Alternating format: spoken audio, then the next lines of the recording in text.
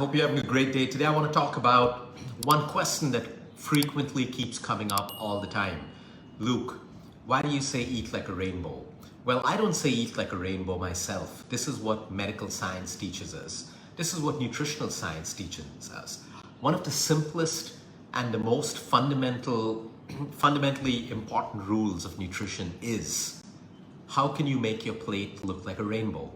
How much of color can you add to your plate? And this is something we teach children in school as well. We don't teach them eat less, eat more, all of that. No, that's too much of complication. Number one, if I have a plate in front of me, how can I make it colorful? If I have a bowl of pasta in front of me, how can I make it colorful? How do I make my meals colorful? Now, why color, and where does this color come from? The color I'm talking about today comes from your flavonoids, it comes from your polyphenols, it comes from so many different elements within food. And all of these have certain functions today that can support the prevention and even recovery of the deadliest diseases. Okay, to prevent and recover from diseases, we need to make lifestyle changes as well. Your emotional wellness, the quality of your sleep, the kind of exercise you do, and of course the nutrition that you eat. Today I want to talk about one color in particular. It's a red color. This red color is called lycopene. Lycopene is found in tomatoes, it's found in watermelon, it's found in sweet potatoes, it's found in red bell peppers, so it's found in guava. You know, any fruits or vegetables that have that dark, deep, or that light purple pink has lycopene in. Now, why is lycopene my favorite? Because it plays a huge role in reducing inflammation in any inflammatory condition. So if you have diabetes, lycopene plays a huge role. You have heart disease, lycopene plays a role. You have a prostate cancer, you have an enlarged prostate, you have a breast cancer, either ER positive or triple negative, doesn't matter. Whatever cancer you have involves inflammation. And this deep red or this light pink color called lycopene plays a huge role. It's medically and scientifically documented today to help suppress tumor growth. Number two, to reduce inflammation because of its antioxidant properties. So basically, free radicals, that's what causes inflammation.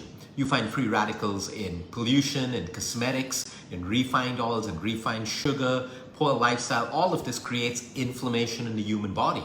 And every disease that we're talking about today, minus 5 to 6% of the diseases which are genetic in nature, the rest of them are categorized as inflammatory. So if you hear of someone who has Alzheimer's, it is a disease that revolves around uncontrolled inflammation. If you hear of someone who has diabetes, or cancer, or heart disease, or metabolic syndrome, insulin resistance, all of this, again, inflammation. So we use lycopene from these particular foods to help you reduce inflammation. And now I'll go over that list of foods because guess what?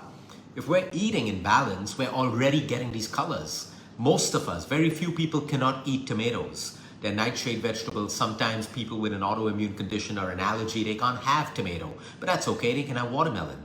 They may be able to have sweet potato. Maybe they can have red bell pepper as well.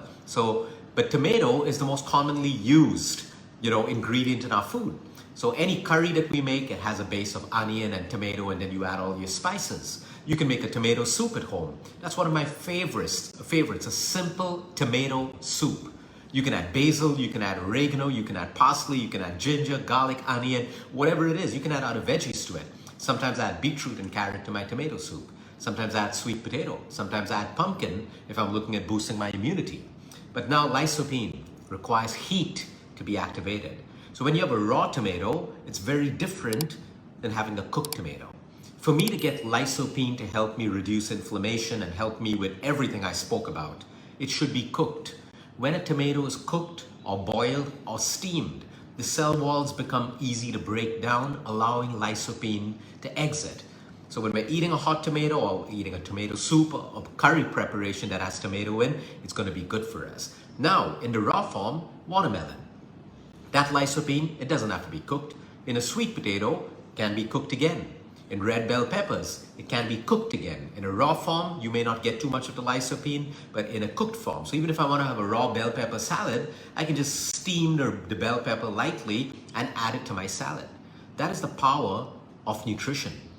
Today we look for complication when it comes to cancer and diabetes and all of these things, but food plays such a huge role. Why?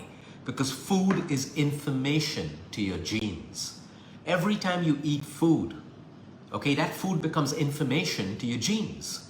Your genes use the nutrients from the food that you eat to either upregulate, downregulate. They send out instructions to your body. Your hormonal health, with your hormones, which are chemical messengers, are communicating messages between your cells all the time. Grow your hair, make your hair fall. Okay, pimples, acne, clear up the skin. Start the period cycle, end the period cycle. Put on weight, stop losing weight. Help the body to lose weight. All of these are instructions, communication. And all of these instructions and communication is dependent on your hormones and on your cellular health. So every time you have something to eat, this is what I like to do, to stay mindful about the junk that I'm eating. So I finished my lunch today and I went through the fridge and I felt like having chocolates. So I looked, I found a couple of chocolates, 2, 3, 4. But again, I go through the rule. I still ate the chocolates. But what information am I sending to my genes every time I eat something that is bad for me? What information? That information is creating you. It's creating the way you feel, how your skin looks, how thick your hair is going to be, how fast or thin your hair is going to fall, how much of weight you put on. It's constantly instructing your genes to turn on or turn off. So now we can turn on a bad gene, which is bad for us. Or we could also turn off a good gene, which is also bad for us. But we can use food and lifestyle to also turn off a bad gene, which could be good for us, and turn on a good gene that could protect us. That is the importance of food. And it's found in the simplest of things. Lycopene is underrated, but when you go into the medical vaults and you read up medical literature on lycopene, you'll be like, I should be having lycopene all the time. Well, you don't have to have it all the time, because too much of anything doesn't really have value and sometimes can harm you. The point is, can you get tomatoes into your daily diet, cooked form, in the form of a soup and your dals and your curries and your rice, or lightly steamed in your salads? If you get red bell peppers, can you add that? Watermelon is a common fruit. Can I have a bowl of watermelon, a small bowl of watermelon? Can I have guava? Because guava is also great for my immune system, one of the richest sources of vitamin C. Can I have sweet potato? Maybe before my workout or maybe after my workout, or because I just like sweet potato. So you see, when you look at food differently, you start looking at everything that you eat. What am I getting from this? And what is it telling my genes? What is it instructing every part of my body? Because you are what you eat. You are what you break down, absorb, and what you eat. So add this to your diet, and especially, again, a lot of people with arthritis will say, oh, I can't have tomatoes at all. That's not true. That's not true. Some people, they take out nightshades like tomato and they feel better. So it's not for them. But a lot of other people, they can't have it. You will only know when you try. You will only know when you try. We have loads of autoimmune patients who have tomatoes. Cooked form, no flare-ups. And we have some of them who can't. The moment they have tomato, they have a flare-up. So remember, don't put yourself into a box. Everyone's different. You got to figure out what works for you by trying it. Have a great day, everyone. Until next time, eat smart, move more, sleep right, breathe deep. And remember, you care is all about you.